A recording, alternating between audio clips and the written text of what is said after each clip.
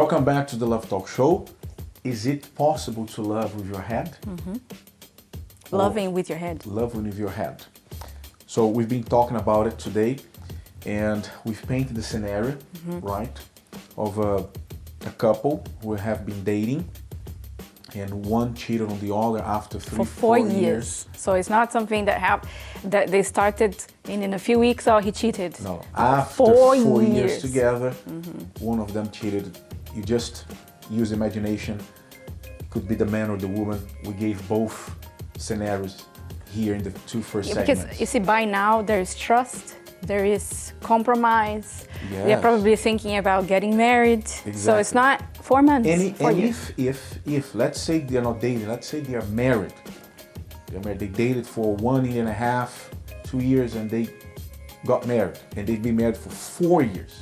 So they've known each other for a long time, married for 4 years.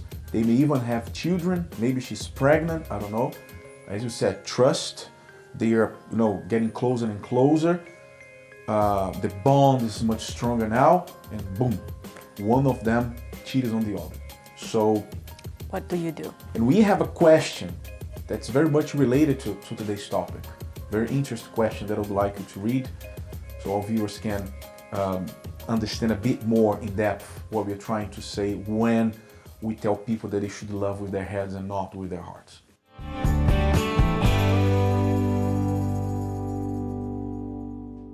Today's question is, I am divorced and have children with my ex.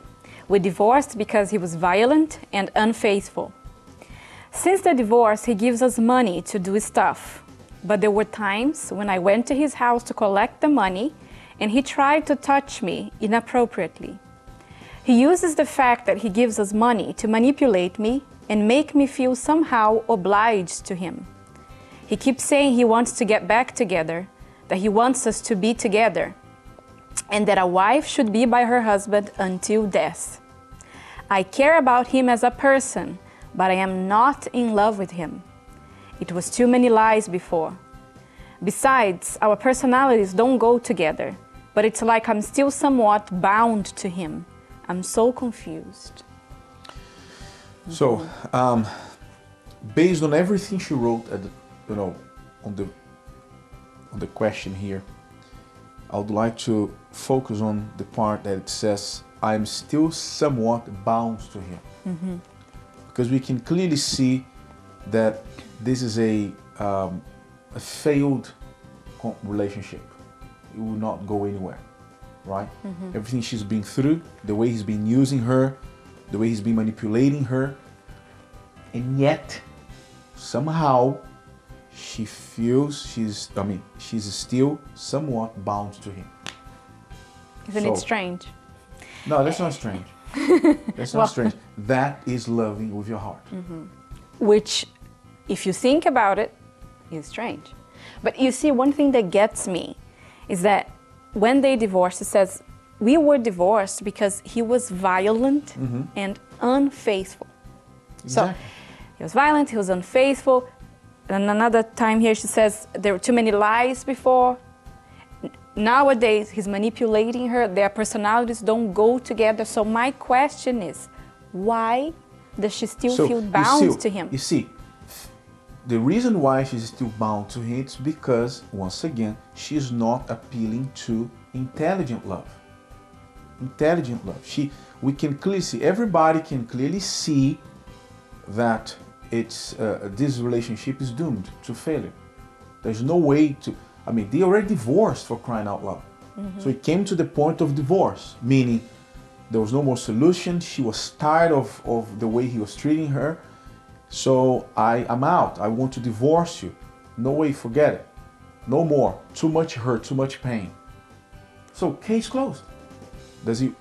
He wants to come over and see the children, fine. Now, the fact that he still helps her with money, she goes to his place to get the money, that already says a lot, because she knows something can happen and she keeps going there. And he tries to touch her inappropriately, because he used to be his wife. She used to be his wife back in the days. So somehow inside of him, he feels like he's entitled to her body, to have her, you know, because they were together. After all, she is the mother of his children. So she's putting herself in a situation, especially with the money situation. I don't know how much she needs his money. I don't know why she hasn't broken free yet from that. But she's putting herself in a situation where she keeps getting hurt. She's not using her head. Now, wait a minute. If I keep eating this kind of food, if I keep drinking this type of beverage, I'm gonna get sicker and sicker and sicker because I haven't been feeling well. So I've got to stop. So that's what common sense tells you to do. I've got to stop and change my diet so I can recover my health and get healed and so on and so forth. So that's what we do to the body. That's what she has to do to her soul. Because when you talk about love, you talk about the soul, and her soul is in pieces right now. But why? Is his fault? No, it's not his fault, it's her fault. Because if she changes her approach, if she changes her gameplay, then he's not going to be able to do that anymore. He's not going to manipulate her anymore. As a matter of fact, he's going to try and find somebody else. Because he sees that she is resolute. She's adamant about her decision. No way, I don't want you anymore in my life. No more money. You can come and see the children, no problem. But not the way it's been happening. But she's still bound to him because, look, she's using this. She's going by this rather than this. One thing that you said that I think really hit the point there. If he knew there wasn't a chance, he would move on to somebody else. Exactly. It's because no doubt about something that she's doing or not doing tells him you might, break her.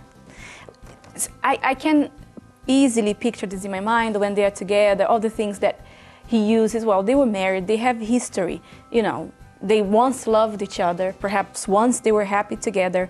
So he probably uses all that they should be together, should never have he says been divorced. That a wife should be by her husband until death. But you're being violent and you're being unfaithful. Of course. Of course, he's using words to manipulate her. Now, so he sees that, it gets to her. Yes. He's getting somewhere. She's weak. So all this is happening because you are allowing it. Somehow you allow it. The moment that he sees that, okay, it's not gonna happen, he's gonna stop. But there is something new that tells him, no, I'm gonna get what I want.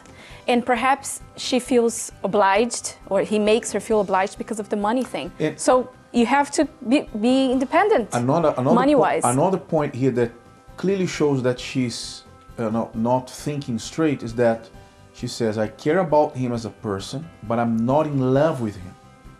So love is not there anymore. Perhaps, yes, she loved him before, she appreciated him, but now it's gone. After all he's done, it is gone. It's not there anymore. Perhaps we could be just friends due to the fact that we have children together, but love is not there anymore. And why? Where is this bond is coming from? Why are you bound to him if you're not in love with him anymore? So what a person needs to do in this case is to, think with the head. That's why we're talking about loving with the head. Love and thinking should be done with the head. Both. You should only think with the head and love with the heart. You should do both in your head. Because if you love with your head, then obviously your heart will be under control. So if what binds her, if I can say like that to him, is the money, then you have to think of a way to be free from that. To become financially independent. Yeah, you don't need him, so you have nothing to do with him. And not forgetting your children, because your children, after all, at the end of the day, the children usually are the one who suffers the most, right? It's true. Children are the one who suffer the most. So if you have any questions about relationships, any questions that are related to love life, write to us. Write to questions@lovetalkshow.tv. Questions@lovetalkshow.tv. Okay? We'll be more than glad to answer any questions you might have.